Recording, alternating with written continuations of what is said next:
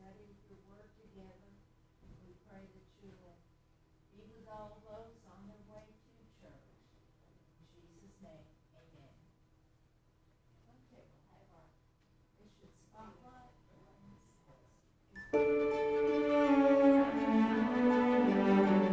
Every year, one man boards a plane with a suitcase full of supplies and a heart full of purpose. His destination? A city that changed his life, and where his mission still lives on. Dr. Milan Muscala first came to Bangladesh as a missionary dentist more than 25 years ago. But God had planted a seed in his heart long before he ever stepped foot here. I discovered God called me to be medical missionary. I am thankful very much. Always I thank the Lord. I am so grateful that you chose me to be medical missionary. Over the years, Dr. Muscala built a ministry that reached far beyond the walls of his dental clinic. He treated patients with compassion, started schools in underserved communities, and launched nutrition programs to help children grow strong and healthy. He also organized a sponsorship network that gave thousands of young people access to Adventist education and a new vision for their future. What started with caring for physical needs quickly grew into something more, a life of service, compassion, and faith. Though now retired for 10 years, Dr. Muscala returns to Bangladesh every year to reconnect, to support, and to keep building on the mission he started years ago. He continues to mentor local leaders, visit students, and walk through the neighborhoods praying with families, encouraging the sick, and sharing hope one home at a time. For him, retirement simply means having more time to serve. I am so thankful that until today, I can serve him. Even I am now retired, but he is guiding me forward day by day.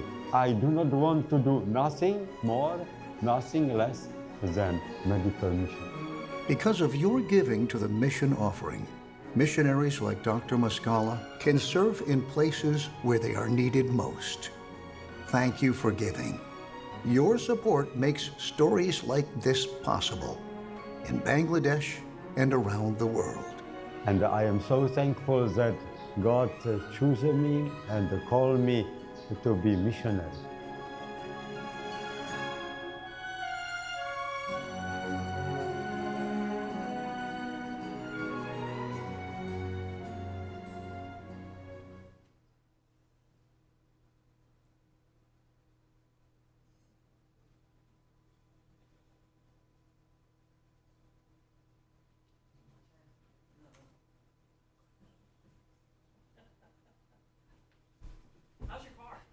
My car is getting fixed. It's pretty bad. It's like $3,200 or $3,300 worth of damage. Poor dear. Oh dear. Well, it got up and moved, so it might have made it. Or it could have been food for the alligators. Who knows? Near Hilton Head. So it's about 20 minutes from the house that we were going to. Bam! So it was fun. After that, I had to dodge a possum. No, it was an armadillo. And then 2 cats jumped out in the road after that. I dodged those, so they made it. A deer just was setting me up to let those other animals survive. That's all it was. All right. Let's open with a word of prayer. Dear Father in heaven, thank you so much for the Sabbath day. Thank you for allowing us to come worship you at our church. And please help us to learn something, to gain new knowledge as we go through the lesson, and to inspire us and encourage us in our lives. Please be with those that are still on their way. Keep them safe and keep the deer out of their way. And we love you and thank you, and be with me as I do the lesson. Amen. Yeah. So Dad had told us several times. He's like, well, we were leaving later and later. You know, we were supposed to leave at 7, and then it quickly became 8, and then it's 9, and we still haven't left the house yet. And it's like, oh man, it's deer time now. And I don't know how many times my dad said, watch out for them deer. Well, we found them. All right. So through the Red Sea. So obviously we're staying in the book of Exodus, and we're going to do through the Red Sea. Now, did some of you skip the lesson and just watch the old Moses movie? No? I think I've watched that movie probably 100 times growing up. Yeah. That old movie? The Ten Commandments? Oh my goodness, you should watch the movie. It's a good movie. Yeah. I've probably watched it 100 times. It's probably on the low side. It's good. I grew up. Yep. That's pretty good. All right, so our memory text for this week was, "And Moses said to the people, 'Do not be afraid, stand still, and see the salvation of the Lord, which he will accomplish for you today. For the Egyptians whom you see today, you shall see again no more forever. The Lord will fight for you, and you shall hold your peace.'" So the Exodus is the most dramatic and glorious experience of God's people in the Old Testament. This event is a divine model of how God defeated the Hebrews' enemies and brought the Israelites victoriously into the promised land. It's also a symbol of salvation and redemption in Christ. From a human standpoint, the children of Israel were in a desperate, even impossible situation, one that they, in and of themselves, could not save themselves from. If they were to be delivered, it would have to be by a divine act. And that's the same with us in sin. In and of ourselves, we're in a hopeless situation. We need something even more dramatic than the Exodus. And we've got it, the cross of Christ and what Christ did there for us all. How many times have you found yourself in a situation where it was an impossible situation and you couldn't save yourself from it? You know, your only answer is God in those situations. The events of Israel's departure from the land of Goshen, mentioned in Exodus 12, until the song of Moses, joyously sung in Exodus 15, are breathtaking and incredible. God's signs, wonders, and miraculous redeeming works are at their peak. But even these do not compare to what Christ did for us at the cross, of which the drama of the Exodus was a mere foreshadowing. You know, and it's not nearly as impactful of a situation, but I like to remind or tell the story of where Zachary lost his truck on the beach. And I thought there was no way that we'd ever see that truck again, you know. And he had that faith, you know. He's like, "Well, don't worry, Dad. When we get back to the room, we'll pray. We'll pray about it. It'll be fine." And I'm like, "Oh my goodness. What am I going to tell this kid when we never see this truck again?" And then sure enough, the next morning, we're playing football on the beach and look down and there's Zachary's truck saying, "Hey, I'm here, guys.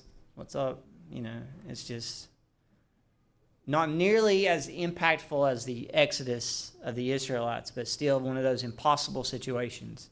You know, I thought, well, the ocean's going to take that truck. We'll never see that truck again. You know, it's something else, but you're reading about it, but when it happens to you, it's different. Yep. Which we'll also get into, even when it's happening to the Israelites, we'll talk about how easy it was for them to lose sight, to lose their faith so quickly. Stan was putting that big water pump on my truck. It was a new water pump and it came with a certain brass bolt. And I'm telling you, 4 people for hours, 3 hours, looked in Stanley's shop for that bolt. And Stan said, "I'm afraid I've dropped it down in the engine somewhere." And he said, "I don't want you to crank up your truck." You know, and you were like, "Oh no." You know, you really don't know if you're going to turn that key or not. Yeah. Of what you're going to hear all kinds of clink, but you know, and it was just right there, just shining a light right on it. It was the end of the bolt. It was stuck in like that right in front of my face, and it was just bright, shiny thing, and I was like, I can't believe it. But Betty sat on the engine of the radiator of my truck, and she said, "I'm just going to pray about it." She did. She was on a step stool, and she sat down on the radiator of my truck under the hood, and it was like, she said, "I'm just going to pray about it." And there it was. It's good That's to so true, I cannot tell you. it's good to share those stories. Okay, so on the night of Passover, divine judgment fell on those not covered by the blood. No one escaped because of position, education, social status, or gender. Punishment struck all families, from Pharaoh to slaves, and even the firstborn of the animals. The pride of Egypt was in the dust. So let's go to Exodus 12. I'm going to read 31 through 36.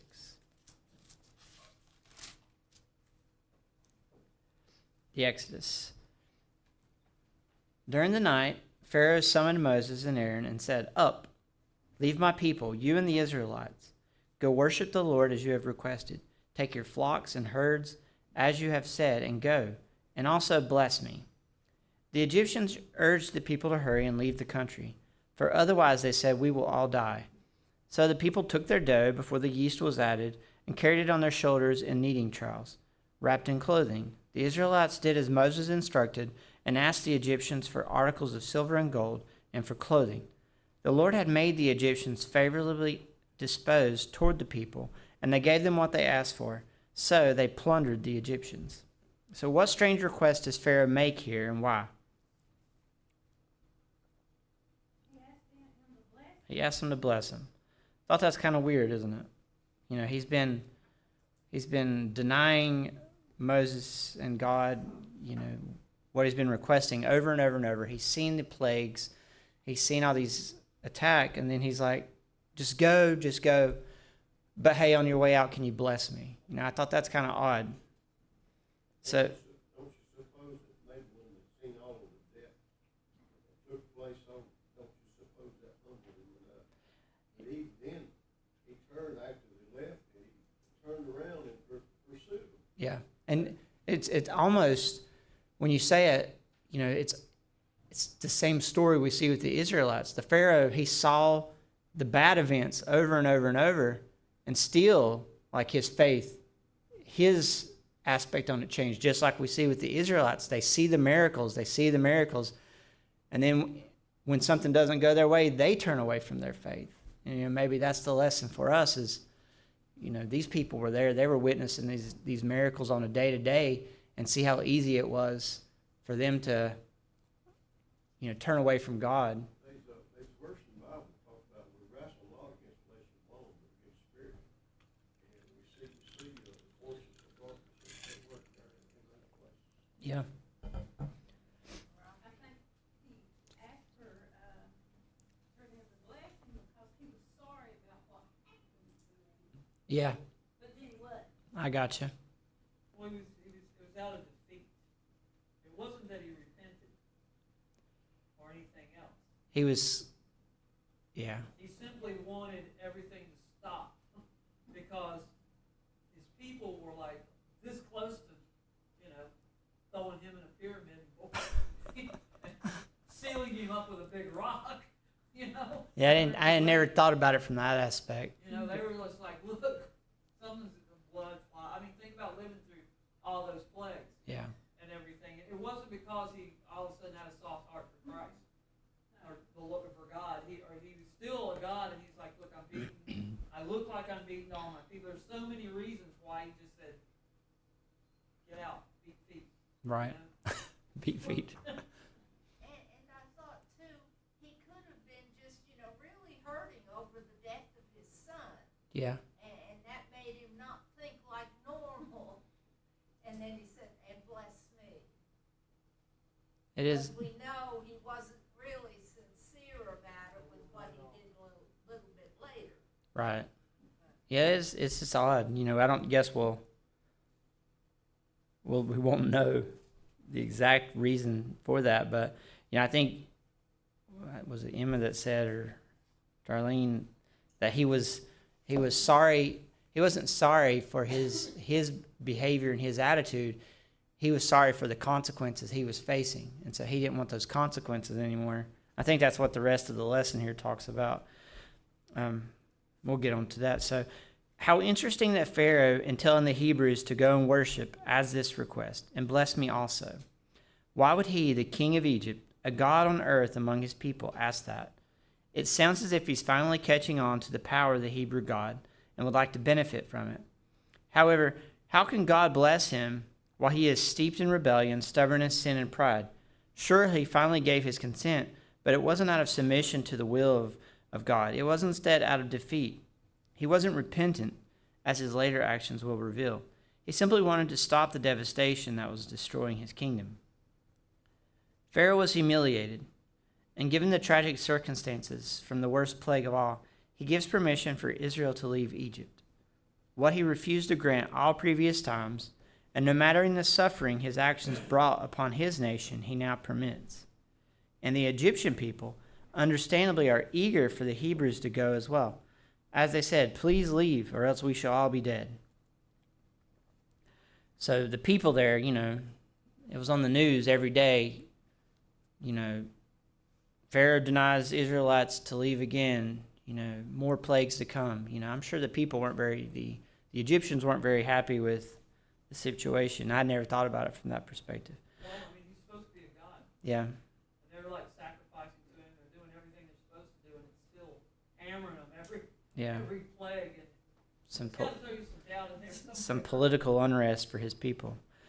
God, meanwhile, made provisions so that the Israelites did not leave Egypt empty-handed, but with things they would need for what, in the end, would turn out to be a much longer sojourn than anticipated.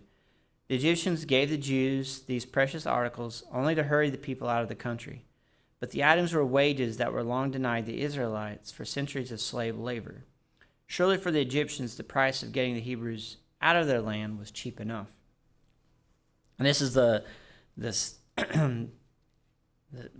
I don't know if I got a clear answer, but I was talking with the kids, it was like the personal question is, how often have we repented of our actions only because of their consequences, and not because those acts themselves, those acts were themselves wrong.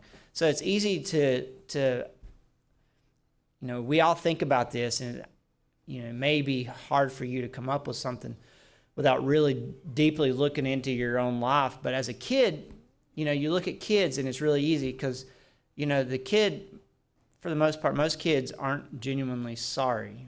They're genuinely sorry that they're getting caught or they're getting punished for what they've done wrong because they don't yet understand to be sorry. And so, I was trying to talk with Zachary and Kylie. It was like, how many times, I think just people in general are really quick to say, "I'm sorry." Yeah. It's like a Band-Aid approach, like everything, "I'm sorry. All right, let's move on with life." It's like, but are you really sorry? But you really can't judge other people, so don't do that. But, we need to look at ourselves, and in those moments where we say we're sorry, look and see if we truly are. And if we're not, then we need to look at our actions and say, okay, maybe I should be sorry.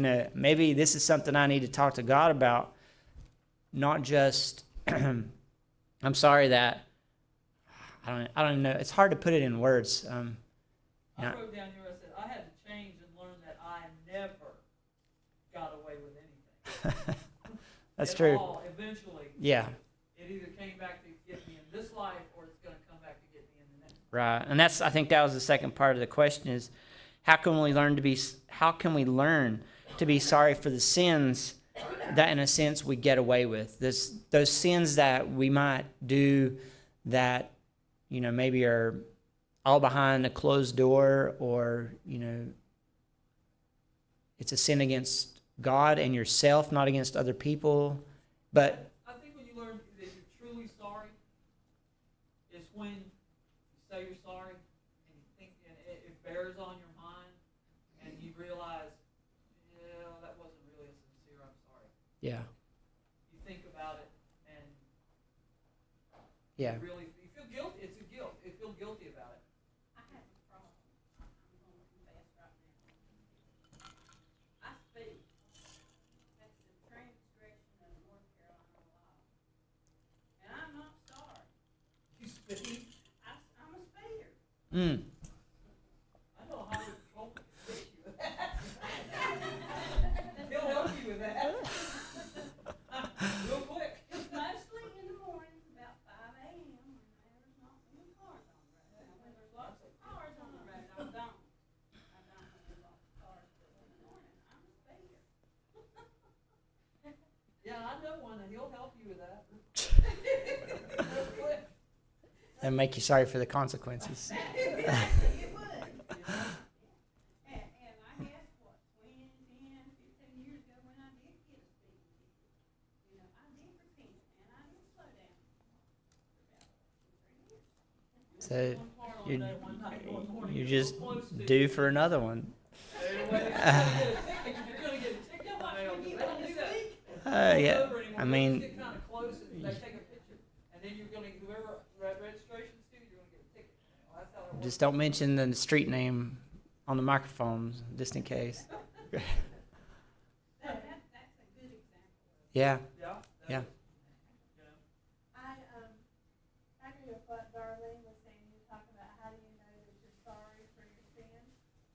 But I think one way you really know is when God puts that burden on your heart.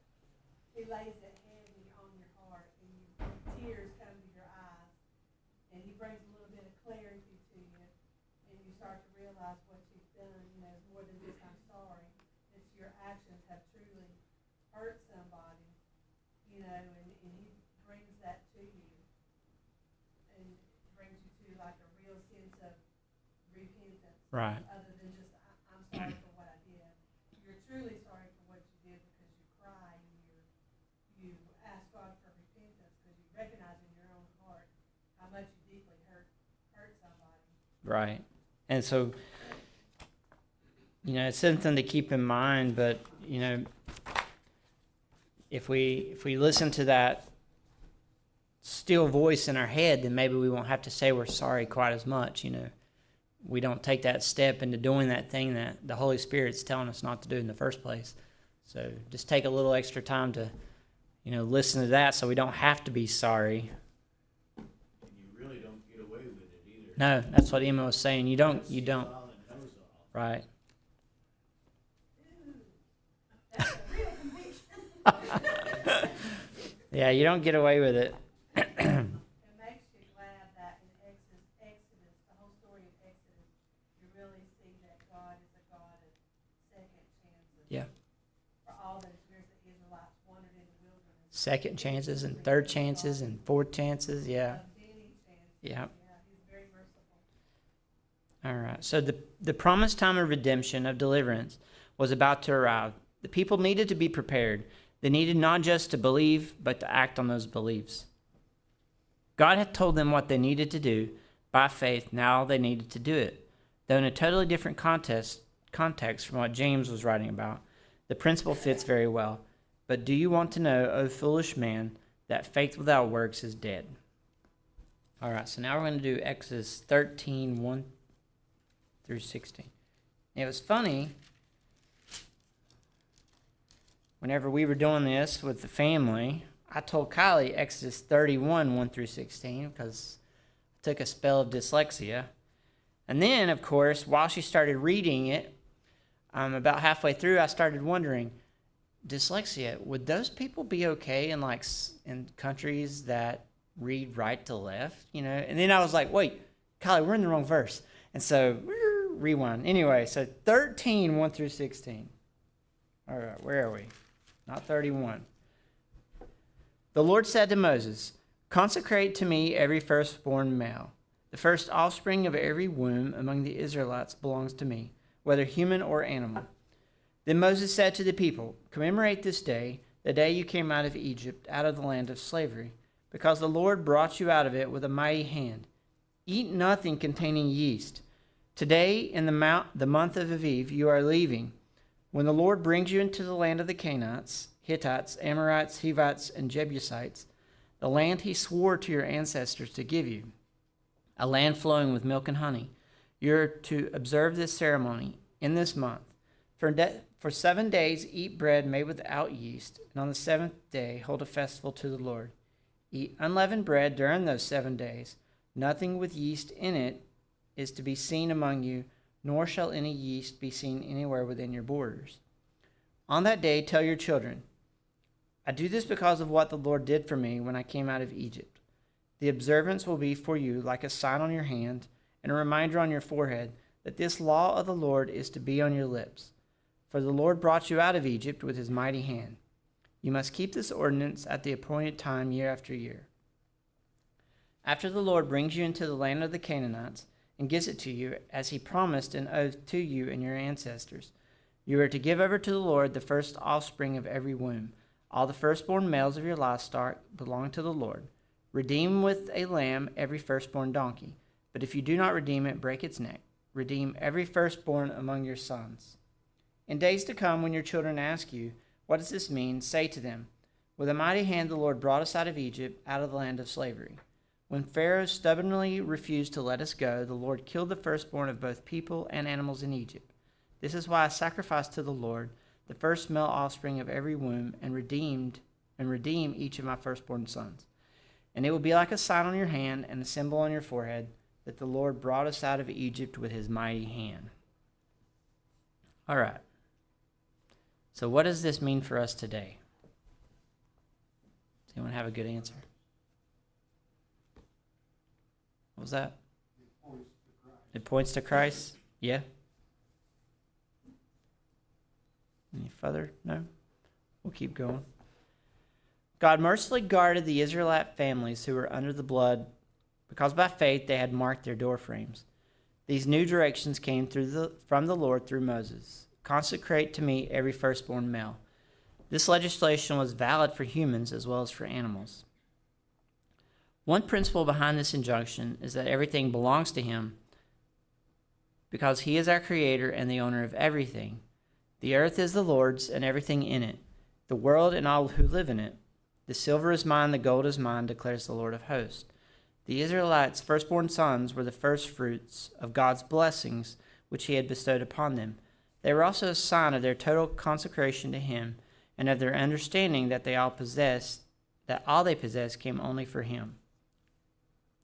We see the idea of redemption of salvation here. The firstborn sons were spared death because they were covered by the blood. They were redeemed from death as all who are under the blood of Jesus. As Paul writes about Jesus, in whom we have redemption through his blood, the forgiveness of sins. Meanwhile, regulations were given about how this dedication should be offered. A celebration of the deliverance from Egyptian slavery, they were to sacrifice their animals, but their sons to be redeemed. And the personal question is, regardless of how much faith we have, how does this symbolize the important spiritual truth that regardless of how much faith we have, we must act upon the faith? It's to remind me of what God's done for me, which is what the Israelites, that's why the firstborn male, you're here today, and your firstborn is going to go get the same blessing. You're the next person, it's the generational carrying on right up through Christ, right up to the birth of Jesus. Because the Israelites were really God's firstborn. Right, yep. And he bestowed these blessings upon them, led them out, and that was to carry on again and again and again and again and again and again, even through today. So, regardless of how much faith we have, we must act on that faith. I think that reminds me of that scripture, that you have the Bible says to not only be hearers of the word, but doers of the word. And it kind of goes back to, I think it back to lesson 2, when it emphasized on that. And when it talks about the firstborn, that kind of reminds me of correlates with tithing too. As we are the lady. Oh, yeah. Our tithe part too, and God can bless you there too. So that's what it makes me think of as well. The very simple illustration that comes to my mind is if you pray for rain, then pack your umbrella. That's just you had faith. Well, you act on it by being prepared for when that prayer is answered. I mean, it's a very simple way of illustrating it. But all right, jumping on over, we're going to continue through Exodus 13:17 through 14:12. So now we're going to cross the sea. When Pharaoh let the people go, God did not lead them on the road through the Philistine country, though that way was shorter. For God said, if they face war, they might change their minds and return to Egypt. He's talking about the Israelites. So God led the people around by the desert road toward the Red Sea. The Israelites went up out of Egypt ready for battle. And the lesson focuses on this, went up out of Egypt ready for battle. Moses took the bones of Joseph with him because Joseph had made the Israelites swear an oath. He had said, God will surely come to your aid, and then you must carry my bones up with you from this place. After leaving Succoth, they camped at Etham on the edge of the desert. By day, the Lord went ahead of them in a pillar of cloud to guide them on their way. So they've seen all the plagues in Egypt. Now they're getting led out of Egypt by a pillar of cloud. Have you ever followed a pillar of cloud? No? It seems miraculous, right? And by night, in a pillar of fire to give them light. Yet another miracle that God has done for these people, so that they could travel by day or night. Neither the pillar of cloud by day nor the pillar of fire by night left its place in front of the people. Then the Lord said to Moses, tell the Israelites to turn back and encamp near Pi-hahiroth, between Migdol and the sea, there to encamp by the sea, directly opposite Baal-zephon. Pharaoh will think the Israelites are wandering around the land in confusion, hemmed in by the desert. And I will harden Pharaoh's heart, and he will pursue them. But I will gain glory for myself through Pharaoh and all his army, and the Egyptians will know that I am the Lord. So the Israelites did this. I know we've already talked about it, but I will harden Pharaoh's heart. God is just saying, I will allow Pharaoh. I'm not gonna, this is how I interpret it, but God didn't put the Holy Spirit upon him to convince him any other way. He just let Pharaoh do what Pharaoh was going to do. When the king of Egypt was told that the people had fled, Pharaoh and his officials changed their minds about them and said, what have we done? We have let the Israelites go and have lost their services. We got a little bit of buyer's remorse. So he had his chariot made ready and took his army with them. He took 600 of the best chariots, along with all the other chariots of Egypt, with officers over all of them. The Lord hardened the heart of Pharaoh, king of Egypt, so that he pursued the Israelites who were marching out boldly. The Egyptian, all Pharaoh's horses and chariots, horsemen and troops, pursued the Israelites and overtook them as they camped by the sea near Pi-hahiroth, opposite Baal-zephon. As Pharaoh approached, the Israelites looked up, and there were the Egyptians marching after them. They were terrified and cried out to the Lord. They said to Moses, was it because there were no graves in Egypt that you brought us to the desert to die? What have you done to us for bringing us out of Egypt? Didn't we say to you in Egypt, leave us alone, let us serve the Egyptians? It would have been better for us to serve the Egyptians than to die in the desert. So I don't think the lesson talks about this, but isn't it so, wild to you? I know it is for me reading this. These Israelites have seen all these miracles, but just the second they're put in any type of situation, they cry out, what have you done to us by bringing us out of Egypt? They are forsaking God the second things didn't look challenging. They've already, it was the divine act that brought them out of Egypt in the first place. So they've been in an impossible situation before. They were in a situation where, there was no way out but through God, and he brought them out of it. And just as soon as they come to another situation, they throw their hands up and they're ready to give up again. It's just, they went to Moses, and then Moses went to God. Right. God is still trying to get them to come to him. Yeah. They haven't learned yet to just get on their knees and come to God.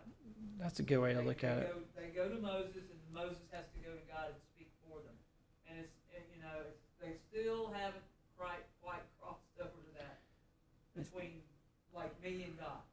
It's like they need an intermediary to go between them. Have you ever thought what you would be like if you were one of them? Because that pillar of fire was still there, and that pillar of... Yeah. And to me, Right. The whole crossing is just a miracle. But it shows how easy it is. I think it's yet another lesson that God's put here in the Stanley Bible. Stanley and I talked about this the other day these probably 600,000 or whatever.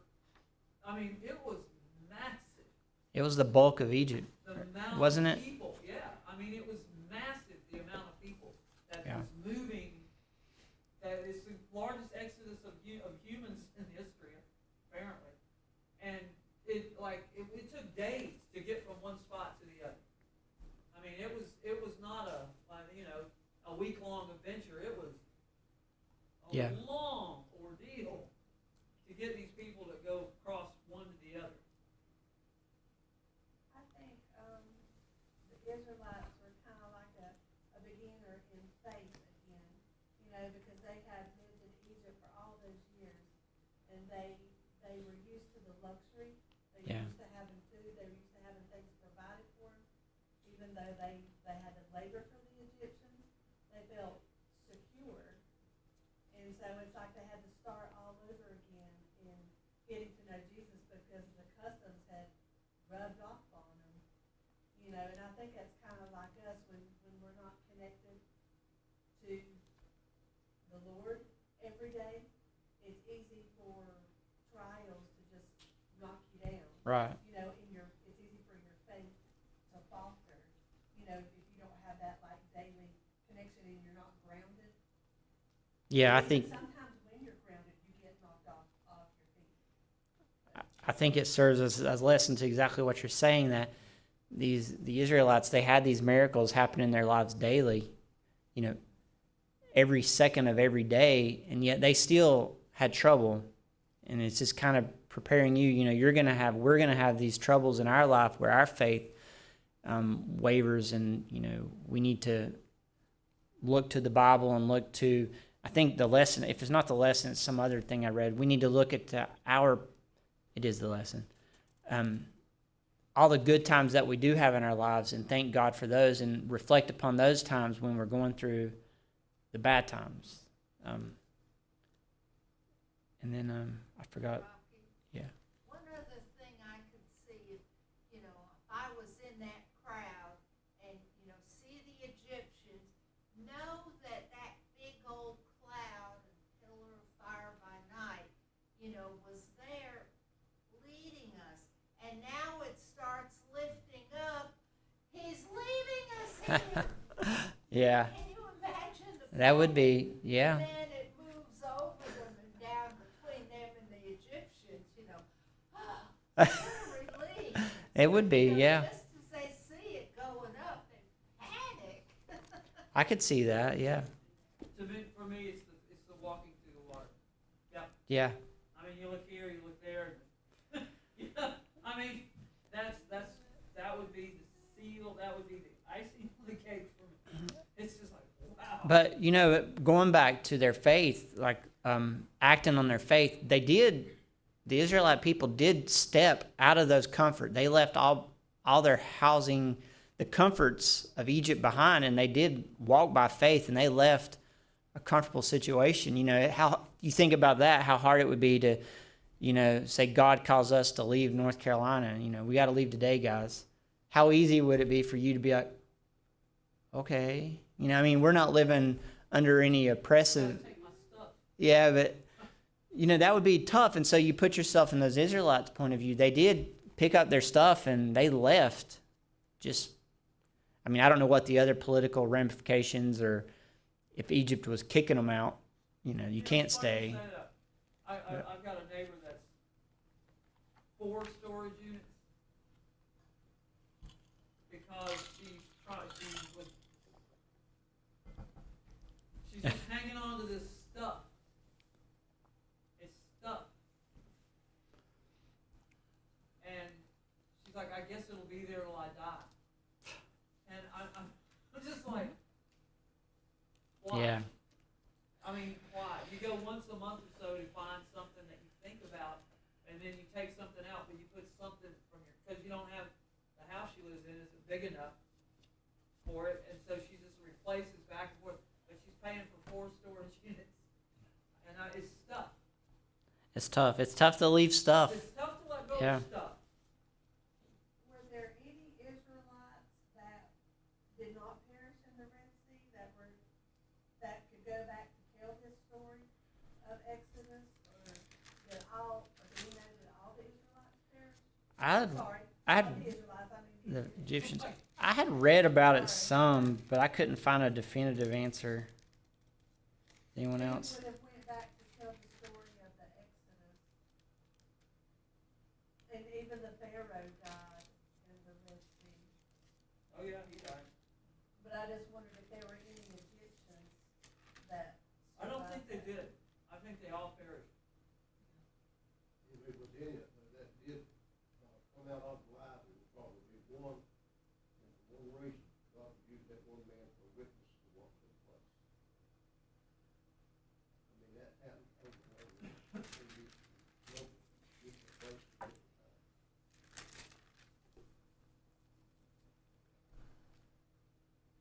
All right, we'll read that in a minute. I'll read it. Okay, so I'm going to skip a little because I may run out of time. Moses took the bones of Joseph with him. This is a very important detail in the text, and it reveals the fulfillment of Joseph's faith in God's promises. Joseph never lost sight of the promised land, even though he lived in the splendor and privileges of Egypt. The Egypt that Joseph knew was quite a bit different than what these Israelites were seeing. He requested that his bones be taken to the land of Canaan. He believed that the Lord would surely visit Israel in Egypt and bring them to the land as he had sworn. On Israel's arrival in Canaan, Joseph's bones were buried at Shechem. The pillar of cloud and the pillar of fire were the visible signs of God's presence among his people. The Lord dwelt there and spoke also from the cloud. Meanwhile, Pharaoh reveals the true motives of his heart. He is not converted, and he never truly repented.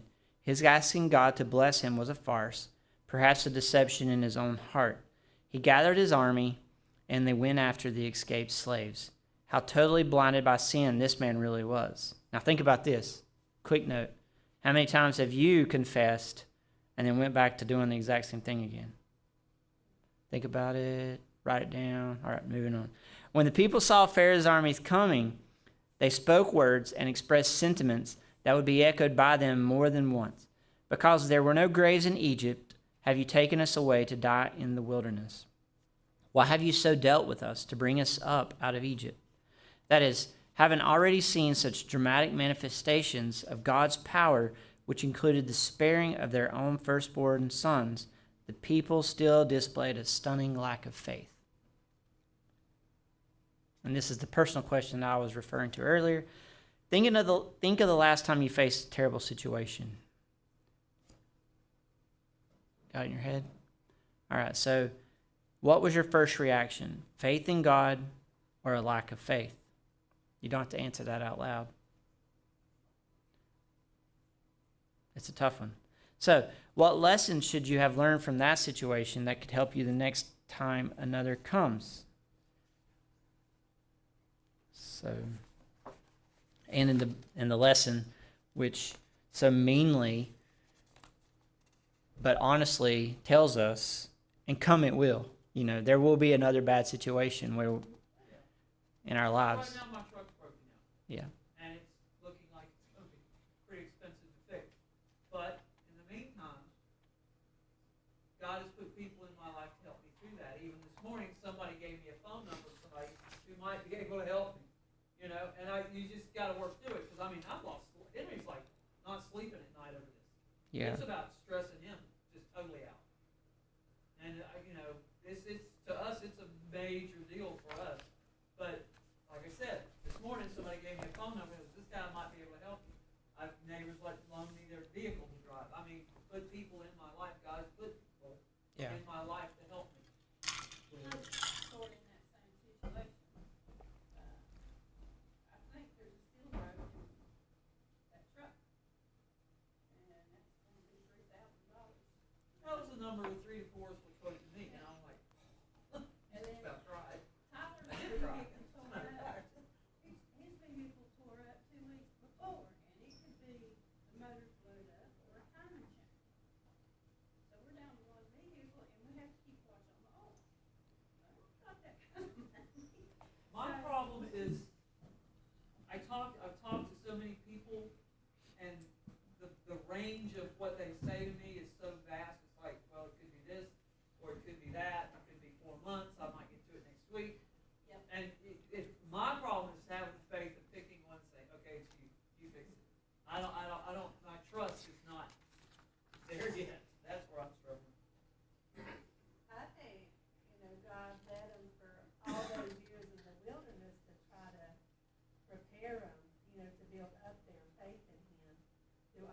all those miracles that he provided. Because they were completely dependent upon him every day. Yeah. Yeah. They, He had to really work with them. He knew they wasn't ready. yeah. And so he brought them through different trials and to strengthen their faith. Yeah. Those people were in a test, were trying, but if you really look real close at it, you'll find that the original elders or older people that come out, there was very, very few of them that really got over into the promised land. It was their heirs that got over into the promised land. That's what I was wondering, like, do we know actually how many people actually out of those 660,000 plus people got Made it. into the promised land and came? Generation later, Yeah. that forward generation was died off. He saw it, but he never got to go. So when we're faced with a terrible situation, we should strive to have faith in God. While we were in Hilton Head, we did visit the church there, and the guy, his name was John, and he was teaching from John the Baptist. And I thought it was, everybody at the church name was John, by the way. So if you ever go to Hilton Head and go to the Seventh-day Adventist Church, everybody's name's John. But he's teaching from John the Baptist, and I thought it was cool that, for me, I don't know if this was the lesson that he was trying to teach, but if you look at John the Baptist's life, John had all the faith in the world, but he died in a jail cell. So sometimes, that we have all the faith in the world, but those prayers that we call out to may not be answered. It may not be in God's plan to answer them here on earth. John's reward is waiting in heaven. But, it was one of those, not a lesson you want to hear, but a lesson that you need to hear kind of thing. John was crying out for help, but he died in a prison cell, while Jesus was still walking on the earth. So sometimes In his teaching there you're talking about, John said he must decrease, but the Son of God must increase. right, yep, and he knew it, and he had all the faith, but still, a man of that much faith, there were no earthly rewards waiting for him. His life, I'm sure he was just like any other person. He didn't want to be in a jail cell. He probably prayed for deliverance, but that wasn't given to him. It wasn't God's plan. So, we do have to keep that in mind, that we still have to have that faith in those terrible times like John went through. God may not be answering those prayers the way we want them to be, but it's, we pray for God's will and let his plan for our life be carried out. But, His faith was tested while he was in prison. yeah. He told his disciples, John's disciples, Right. Yep. and asked him, is it you or should we look for another? But I digress. Okay. So, yeah. One more thing about the faith. All these Egyptian gods that they had been acquainted with, even though they may have, sort of worshiped Jehovah along with it, but was faith required by any of those Egyptian gods? So this idea of faith and the fact that a God would step in and help them, was Oh, totally yeah. new. Right. And we humans are kind of slow sometimes of accepting something new. Yep. That's true. That's putting ourselves in their bodies or their mindset from where they were living culturally. All right, so moving on. Exodus 14, 13 through 31. Despite their lack of faith, what did God do for the children of Israel? So, continuing, Moses answered the people, "Do not be afraid. Stand firm, and you will see the deliverance the Lord will bring you today. The Egyptians you see today, you will never see again. The Lord will fight for you. You need only to be still." Then the Lord said to Moses, "Why are you crying out to me? Tell the Israelites to move on. Raise your staff, stretch out your hand over the sea to divide the water, so that the Israelites can go through the sea on dry ground. I will harden the hearts of the Egyptians so that they will go in after them." And I will gain glory through Pharaoh and all his army, through his chariots and his horsemen. The Egyptians will know that I am the Lord when I gain glory through Pharaoh, his chariots, and his horsemen." Then the angel of God, who had been traveling in front of Israel's army, withdrew and went behind them. The pillar of cloud also moved from in front and stood behind them, coming between the armies of Egypt and Israel. Throughout the night, the cloud brought darkness to the one side and light to the other side, so neither went near the other all night long. Then Moses stretched out his hand over the sea, and all that night the Lord drove the sea back with a strong east wind and turned it into a dry land. The waters were divided, and the Israelites went through the sea on dry ground with a wall of water on their right and on their left. The Egyptians pursued them, and all Pharaoh's horses and chariots and horsemen followed them into the sea. During the last watch of the night, the Lord looked down from the pillar of fire and cloud at the Egyptian army and threw it into confusion. He jammed the wheels of the chariots so that they had difficulty driving. And the Egyptians said, "Let's get away from the Israelites. The Lord is fighting for them against Egypt." Then the Lord said to Moses, "Stretch out your hands over the sea so that the waters may flow back over the Egyptians and their chariots and horsemen." Moses stretched out his hand over the sea, and at daybreak the sea went back to its place. The Egyptians were fleeing toward it, and the Lord swept them into the sea. The water flowed back and covered the chariots and horsemen, the entire army of Pharaoh that had followed the Israelites into the sea. Not one of them survived.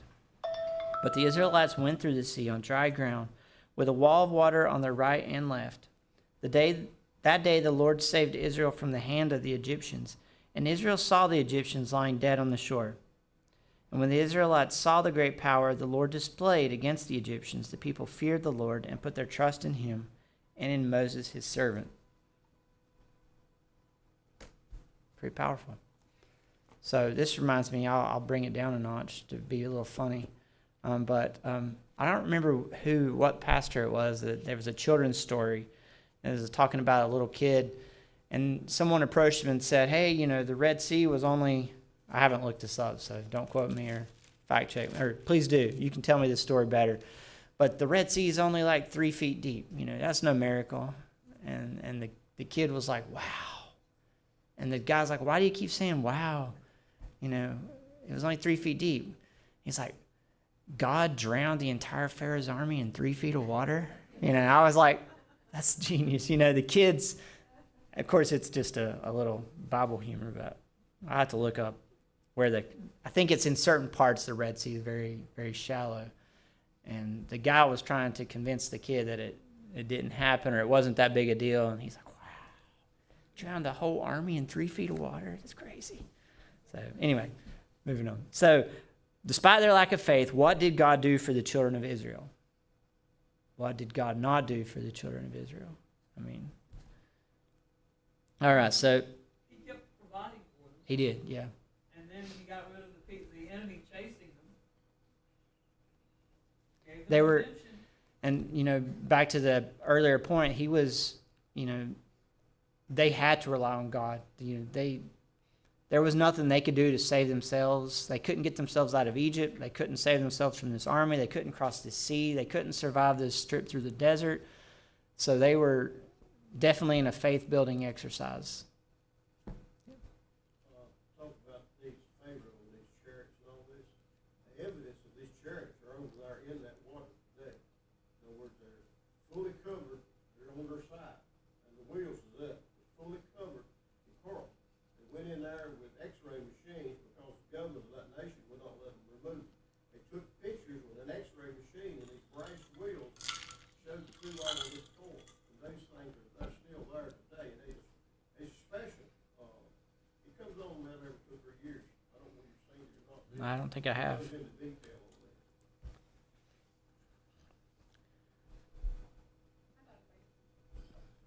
Okay, so there's 600,000 men. Well, all them men have women. Then they have children. Their parents, they're probably aging. So that's like over 1 million going through there. That's what Stan and I were talking about. We were like in awe over that. That's besides all the animals that they used to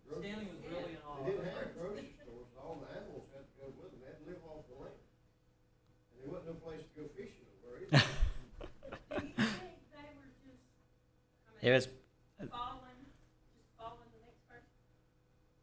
they were well they had They went tribe by tribe. They camped by tribes. I mean, this tribe, they all stayed together and everything. Stanley Stanley has really thought this through. He goes, do you know how much manna that was for 1 million people? He said tons. Stanley has done this mathematically in his head. He can really put it out there where he makes you think about it. You talk to Stan about the actual movement of people and what it took for water and animals and all this stuff and children. it's wild because it would have been 600,000 men. You would guess 2 to 3 million people total. Tribe by tribe.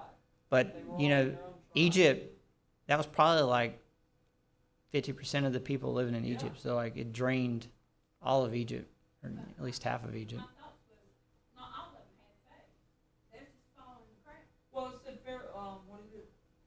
31 says, thus Israel saw the great work of the Lord had done in Egypt. So the people feared the Lord and believed the Lord and his servant Moses. I mean, it wasn't until the water came back over and killed them all that they said, oh, wow. And then they feared the Lord and believed the Lord and his servant Moses. That's a lot. Yeah. He done a lot for them before they would change their Yep. mind. They were kids, new to the faith. They were. They had 400 years of bondage. I mean, they got to what you said. I think I read somewhere in Miss White's writings that there were people who left with the Israelites who were Egyptians that were not believers, but they were just tagging along for the blessings that they saw on the Israelites. So I wonder if that didn't contribute to their lack of faith sometimes, even through all the things that God showed them every day and helped them along the way. You have these people that might have been harassing them and working against their beliefs in the Hebrew God.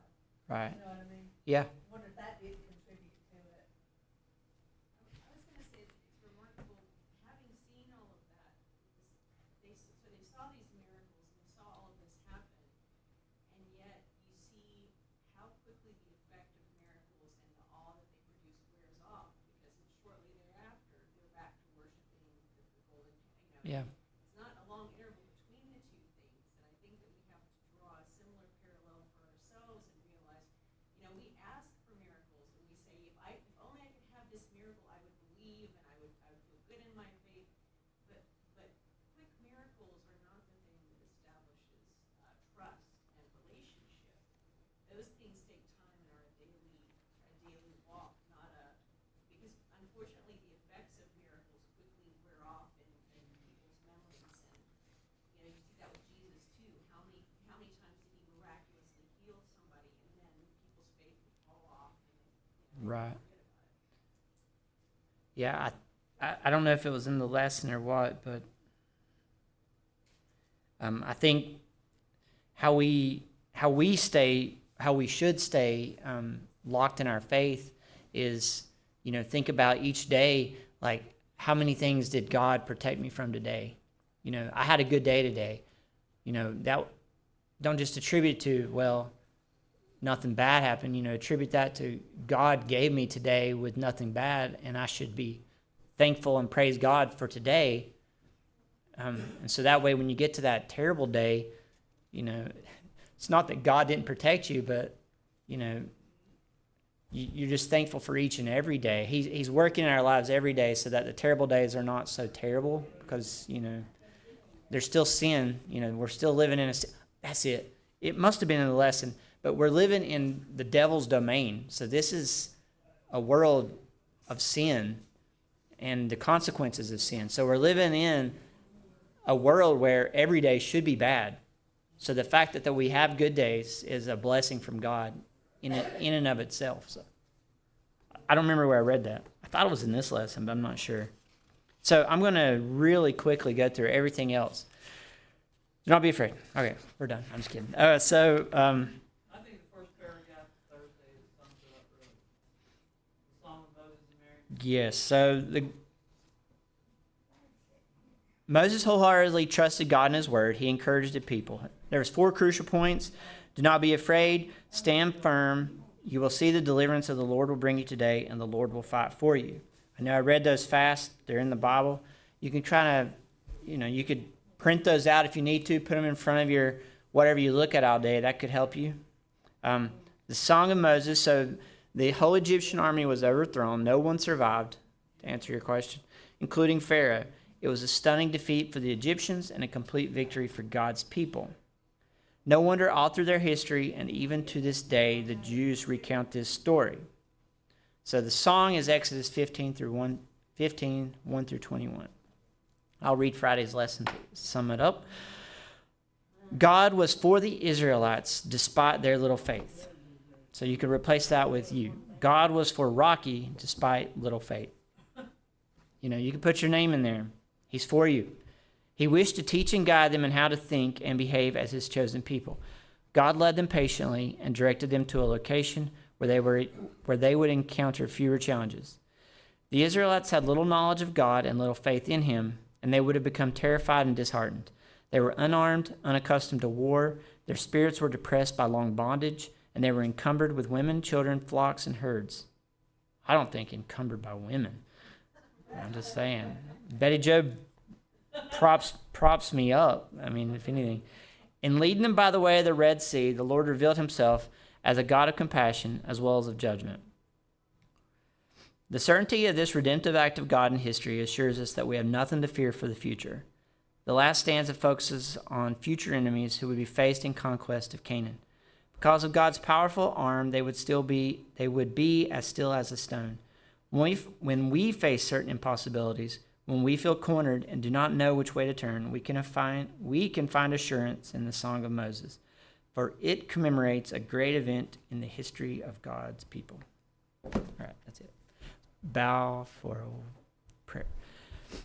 Father in heaven, thank you so much for the story of Exodus, of all the times you showed grace and gave second chances to the Israelites, dear Lord. Thank you for the second chances that you give us in our daily lives. Please help us to learn from the Israelites and help it to increase and bolster our faith.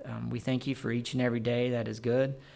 And please be with us on those terrible days that life doesn't seem so good. Help us to maintain and to call out to you in faith on those days. And we love you and thank you. Amen.